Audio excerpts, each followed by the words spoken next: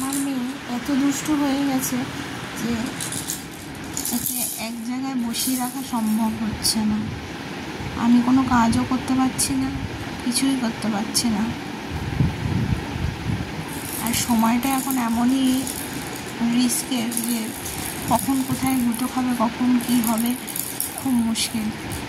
চারিদিকে কোনা খামচে ভর্তি, আলমারি রয়েছে, টেবিল রয়েছে, কোথায় গিয়ে মাথায় ব্যথা পাবে খুবই ভয় লাগে। ওকে একা রেখে তো কোথাও যেতেও পারি না। বাধ্য হলাম আজকে কোমরের মধ্যে এরকমভাবে দড়ি দিয়ে বেঁধে রেখে দিয়েছি। কিচ্ছু করার নেই।